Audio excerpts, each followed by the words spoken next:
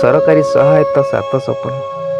ନା ମିଳୁଛି ସରକାରୀ ସାହାଯ୍ୟ, ନା ମିଳୁଛି ପେଟ ପାଇଁ ଗଣ୍ଡାଏ ଅନ୍ନ।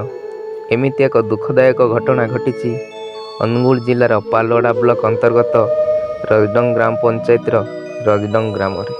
ପ୍ରକାଶ ଥାଉ କି ରଜଡଙ୍ଗ ଗ୍ରାମର ଭରତ ସେଠୀଙ୍କ ପୁଅ କମଳ ସେଠୀ ଆଜକୁ 4 ବର୍ଷ ହେବ ଟ୍ରକ୍ ହେଲ୍ପର କରି ତାଙ୍କର ପରିବାର ପ୍ରତିପୋଷଣ କରି ଆସୁଥିଲେ। କିନ୍ତୁ ଭାଗ୍ୟର ବିଡ଼ମ୍ବନା ବଡ଼ ନିଷ୍ଠୁର। ଅଚାନକ ରାଜରାସ୍ତାରେ ଘଟିଗଲା ଦୁର୍ଘଟଣା, ଯାହାଫଳରେ କି ହରାଇ ବସିଲେ ଦୁଇଟି ଯାକ ଗୋଡ଼। ଅନ୍ୟର ଲୁଗାପଟା ସଫା କରି ବଞ୍ଚିବା ତାଙ୍କର ବୃତ୍ତି। ଯାହା ବି ସମ୍ବଳ ଥିଲା ସେସବୁ କିଛି ବିକ୍ରି କରି ପୁଅକୁ କଟକ ବଡ଼ ମେଡ଼ିକାଲ ନେଇଥିଲେ। ଆଉ ସେଠାରେ କିଛି ଦିନର ଚିକିତ୍ସା ପରେ ଡାକ୍ତର ଘରକୁ ଫେରାଇ ଦେଇଛନ୍ତି। ନା ମିଳିଲା ଉତ୍ତମ ଚିକିତ୍ସା, ନା ମିଳୁଛି ପେଟକୁ ମୁଠାଏ ଦାନା। କିଛି ସରକାର ସାହାଯ୍ୟ ପାଇଁ ଆକୁଳ ନିବେଦନ କରୁଛନ୍ତି ତାଙ୍କ ବାପା ମା। ନା ଅଛି ମୁଣ୍ଡ ଗୁଞ୍ଜିବାକୁ ବଖରାଏ ଘର। ସେଇ ଚାଳଘର ବିଛଣାରେ ପଡ଼ି ରହି ଛଟପଟ ହେଉଛି ଏ ନିରୀହ ଜୀବନ। ନିଲେଶ ନାୟକଙ୍କ ସ୍ପେଶିଆଲ ରିପୋର୍ଟ, ସ୍ୱାଗତ ଟିଭି ଓଡ଼ିଶା। ଆମ ଘର ରଜଡଙ୍ଗ।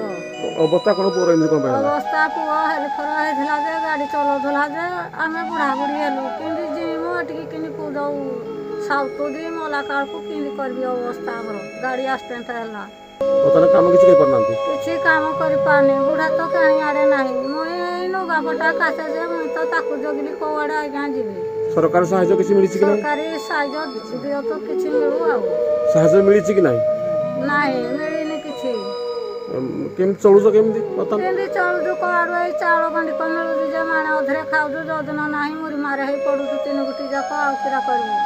ନମସ୍କାର, ମୁଁ କମଲୋଚନ ସେଠୀ। ମୋର ଜିଲ୍ଲା ଅନୁଗୁଳ ଡିଷ୍ଟ୍ରିକ୍ଟ, ପାଲଡ଼ା ବ୍ଲକ, ଖମାର ଥାନା, ରଜଡଙ୍ଗ ପଞ୍ଚାୟତ, ରଜଡଙ୍ଗ ଗ୍ରାମର। ଆଉ ମୁଁ ଜଣେ ଟ୍ରକରେ ହେଲ୍ପର ଥିଲି।